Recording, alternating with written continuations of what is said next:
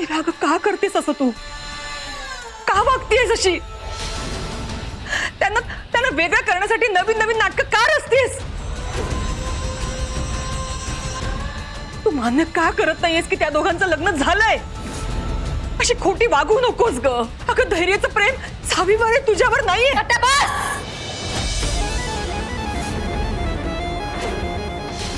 तुम्ही ना बस.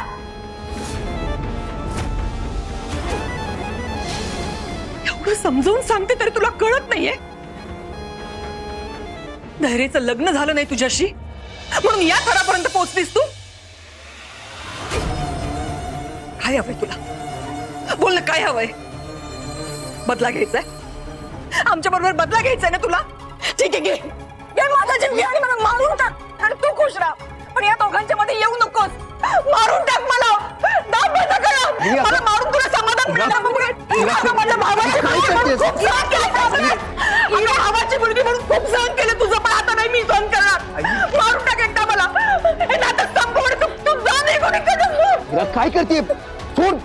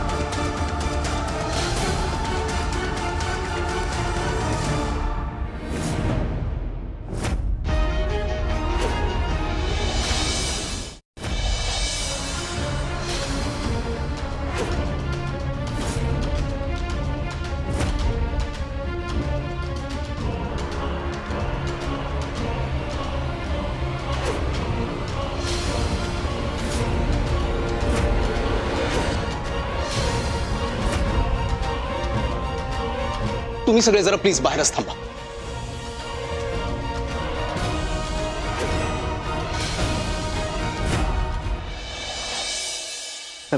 दीपे, बघ मला माहिती आहे की पप्पांच्या अचानक येण्यामुळे की तुला तुला टेन्शन आले, पण तू तू काळजी करू नकोस.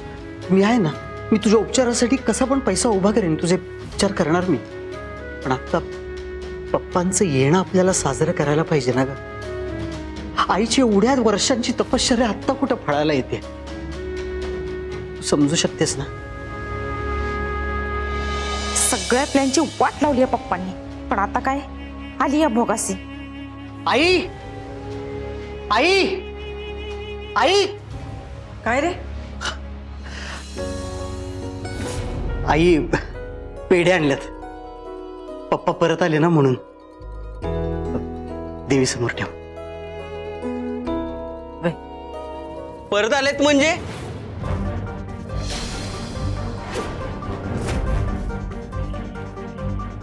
या सर या. सॉरी, ऍक्च्युली मी फोन करायला पाहिजे होतं. मी विसरलो फोन करायचा. अहो मी काहीतरी विचारतोय. पप्पा परत आलेत म्हणजे?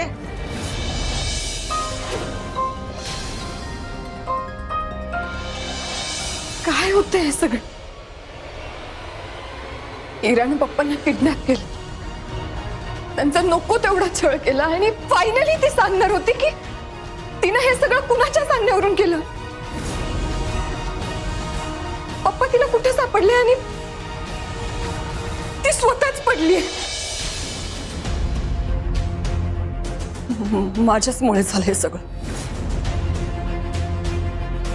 माझ्यामुळे झालं हे सगळं. मी ना चिडायलाच नको होती. मी तिला ढकललं ना म्हणून तिची ही अवस्था झाली. ती आपल्याला काहीतरी सांगणार होती आणि नाही, हे माझ्यामुळेच झालंय सगळं. मीच गुन्हेगार आहे खरं तर. माझ्यामुळे झालंय हे सगळं. अगं तू स्वतःला दोष देऊ नकोस. तुझी काही चूक नाहीये यात. ना गळा धरला होता तुझा आणि काहीतरी बडबडत होती, मूर्खासारखी हायपर झाली होती. आणि तू जर तिला ढकललं नसतंस ना, आज तिच्या जागी तू असतेस. खरंय,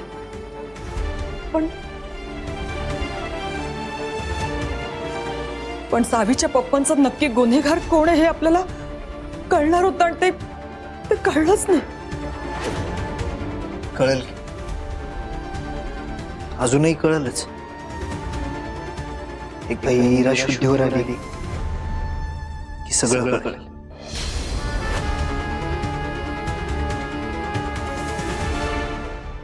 डॉक्टर, इरा कशी आहे? ती शुद्धीवर येईल ना? आताच काही सांगता येणार नाही. डोक्याला मार लागलाय, ब्लिडिंगही खूप झालंय. शिवाय पेशंट आमच्या ट्रीटमेंटला रिस्पॉन्स देत नाहीयेत. ही सगळी लक्षणं तर कोमाचीच दिसत आहेत.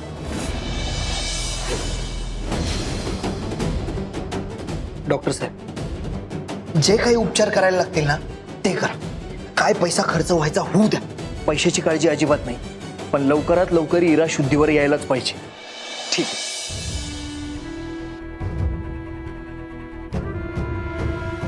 दादाने इराची काळजी घे म्हणून मला सांगितलं होतं आणि माझ्या हातून खूप मोठी चूक झाली रे. पोरगी चुकीच्या मार्गाला लागली आणि मी तिला अडवू पण नाही शकले रे. आई, तुझी काही चूक नाहीये यात. तू शांत हो. नाही, आता हिराला फक्त वरचाच वाचवू शकतो. मी आले. मी देवीला गाराणं घालून येते.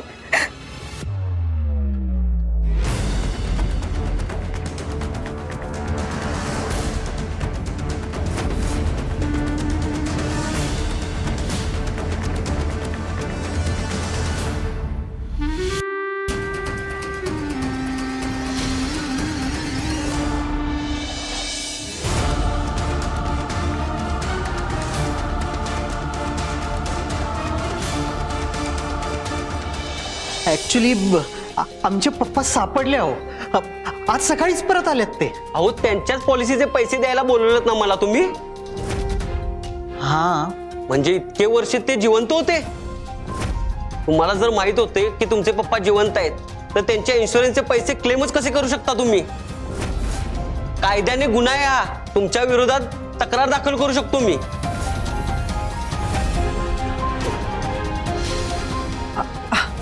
अहो नाही साहेब, म्हणजे काय की खरं काय ते आम्हालाच माहित नव्हतं. मग नक्की आता तुम्हाला गरज नाही ना माझी? उद्या परत काहीतरी नाटक कराल आणि माणूस गेलाय म्हणून परत पैसे मागाल. अहो काय बडबडताय तुम्ही? इथं इतक्या वर्षांनी माझा नवरा घरी परत आलाय आणि तुम्ही त्यांच्या मरणाविषयी बोलताय व्हय? जिवंत माणसाच्या पॉलिसीचे पैसे घेणार होता तुम्ही आणि लाज माझी काढताय. हे बघा साहेब, हे जे सगळं घडलंय ना ते गैरसमजातनं घडलंय. तुमची तर गरज नाहीये, तुम्ही आलात तरी चालेल प्लीज. गरज नाही म्हणे, मागे लावून बोलवून घ्यायचं. वेळेचा खोळंबा केला. चुकलं आमचं, माफ करा आम्हाला. या साहेब या. कसली कसली माणसे भेटतात, स्वतः स्वार्थीपणा करायचं आणि दुसऱ्यांना ऐकवायचं. कसला विचित्र माणूस आहे हा. असं कोणी बोलतो व्हय? अहो आई, तुम्ही त्या माणसाला कशाला बोलताय? परिस्थिती अशी घडली ना की कोणाला पण धक्का बसलच की. ते सगळं सोडा. पप्पा कुठे होते, काय झालं, का परत आले नाही, काय कळलंय का तुम्हाला? दीपा, आधीच एक तर त्यांची तब्येत बरी नाही. ते बरे होईपर्यंत हा विषय घरात नको, कळलं? केतन,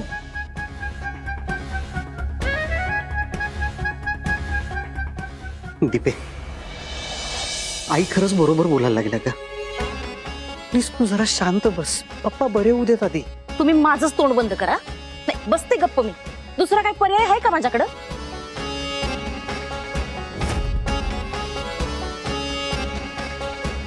हाता तोंडाशी आलेला घास निघून गेलाय आणि तरी पण मीच गप्प बसायचं.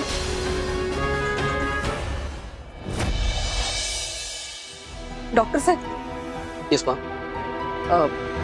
तुमच्याशी थोडं बोलायचं होतं. Yes ma'am.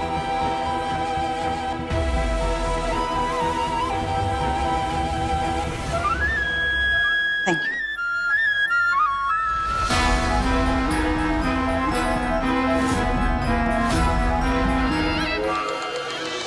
सावी, नको एवढी काळजी करू. हिरा लवकरच शुद्धीवर येईल. सर, मॅडम, प्लीज बसा तुम्ही. आम्ही पेशंटला मॉनिटर करतोय. Please don't worry.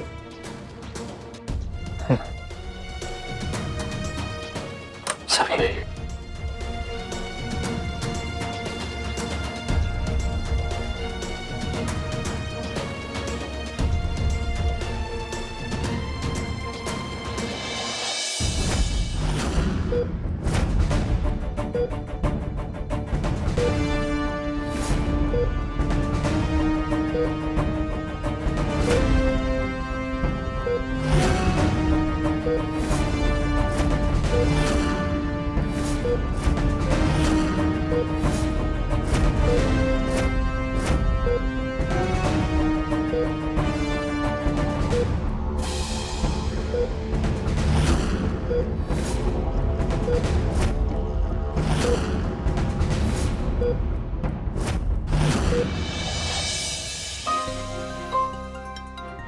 I, Savi, coffee घ्या, जरा बरं वाटेल.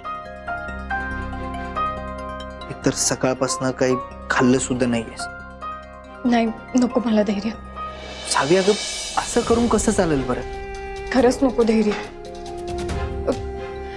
जोपर्यंत इरा माझ्या पप्पांबद्दल जे सांगणार होती ते मला कळत नाही ना, तोपर्यंत माझ्या मनाला चैन नाही पडणार बघा. खरंच नको.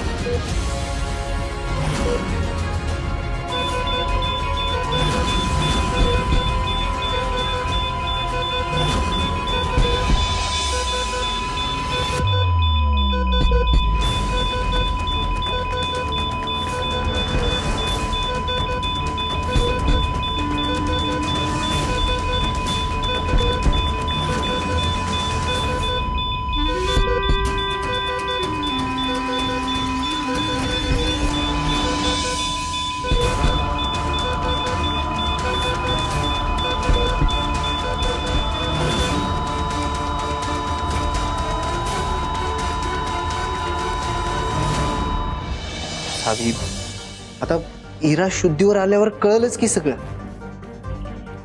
आता पप्पा घरी पोहोचलेत, ते सुखरूप आहे, हे जास्त महत्वाचं नाहीये का?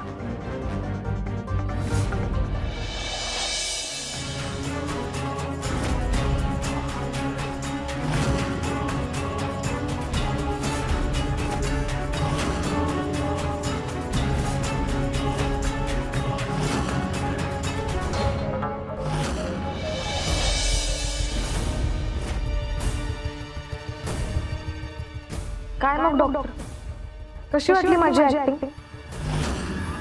म्हणजे मी कोमात आहे, मला काहीतरी सिरियस झालंय यावर विश्वास बसला ना सगळ्यांचा, स्पेशली माझा लाडक्या आत्याचा. नाही म्हणजे तिला जरा जास्तच प्रश्न पडतात. हो ना. काही काळजी करू नका. बाहेर सगळे तुमची शुद्धीवर येण्याचीच वाट बघतायत. दामिनी मॅडमनी तर स्पेशली मला रिक्वेस्ट केलीये की तुम्ही शुद्धीवर आलात की मला लगेच कळवा. इरा शुद्धीवर येईल ना लवकर? आमचे प्रयत्न सुरू आहेत मॅडम. हो, माझा विश्वास आहेच तुमच्यावर. फक्त एक काम करा, ती शुद्धीवर आली ना की आधी मला कळवा. मग आता हेच नाटक कंटिन्यू करायचंय आपल्याला. लक्षात ठेवा, वाटेल ते झालं तरी कोणालाच कळता कामा नाही की मी शुद्धीवर आहे. बाकी तुमच्या अकाउंटवर पैसे ट्रान्सफर केलेत मी.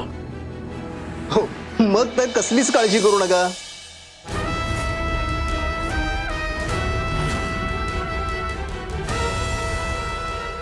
धैर्य सावी, तुम्ही वाट बघत बसा मी शुद्धीवर येण्याची. तर तुम्हाला बेसावत ठेवून मी सगळ्यात आधी त्या सावीला संपवणार. मग आपल्याला कसं गप्प करायचं ते मला चांगलंच माहिती. आणि मग धैर्य फक्त आणि फक्त माझेच. मग माझ्या आणि माझ्या धैर्यांमध्ये कधीच कोणीच नाही येणार.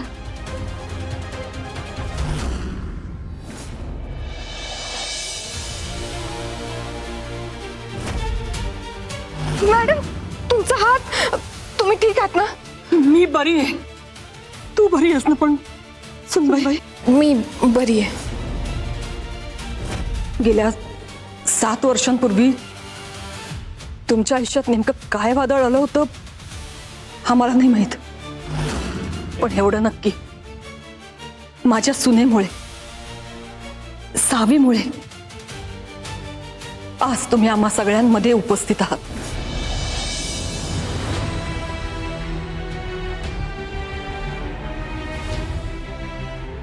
सावी, बाळा लवकर घरी ये. मला तुझ्याशी बोलायचंय. त्या दामिनी सारख्या बाईचं सत्य तुला लवकरात लवकर कळायला हवं.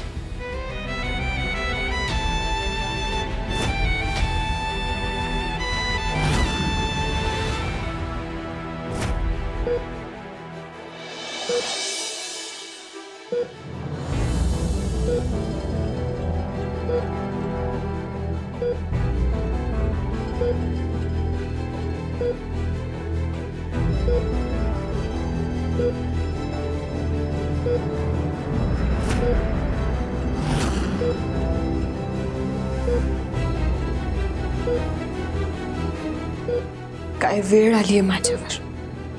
माझ्या पप्पांचा एवढा छळ केलास तू. अक्षरशः त्यांच्या जीवावर उठलीस. आणि आज मी इथं तुला वाचवण्यासाठी, तू शुद्धीवर येण्यासाठी प्रार्थना करते. पण तू जिंकलीस असं समजू नकोस इरा. धैर्य कायम माझे होते आणि माझेच राहणार आहे.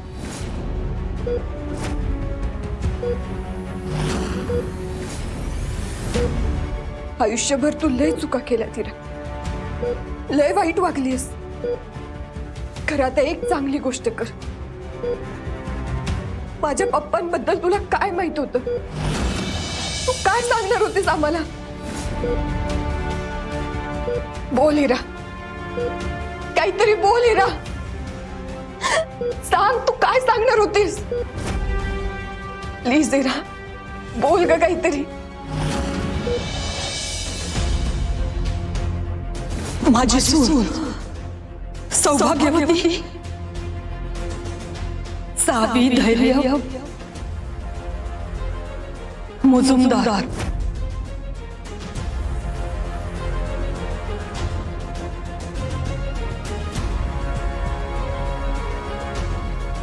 अहो हे तुमच्या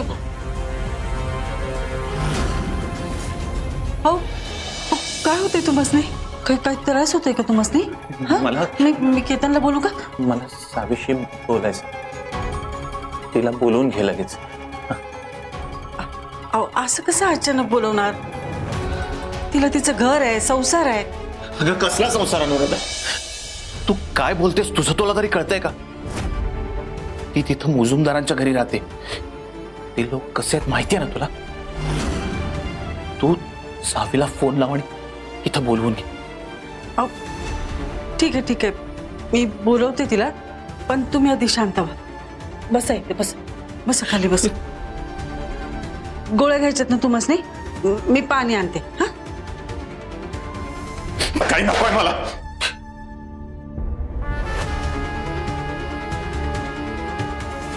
इरा हे बघ आजवर केलेले सगळे गुन्हे मी माफ करेन फक्त माझ्या पप्पांचा गुन्हेगार आहे तो मला सांग बोल इरा काहीतरी बोल ग प्लीज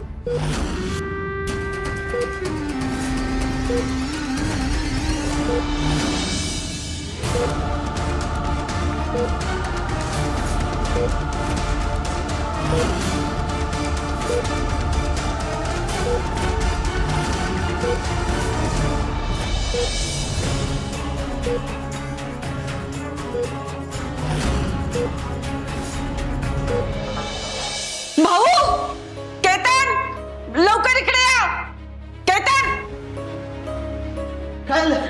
पप्पा पप्पा काय होतंय मधुसूदन अनुराधा काय झालं याला भाऊ बघा की सारखं सावीचा ध्यास घेऊन बसले दुसरं काय पण बोलायला तयार नाही तुम्ही काही सांगा की मधुसूदन अरे बाबा असं करून कसं चालल हे घ्या पाणी घ्या सांगितलं ना मला काही बोल सावीला बोलवून घ्या. अहो पण एकदा सांगितलं ना तिला फोन करून बोलवून घ्या.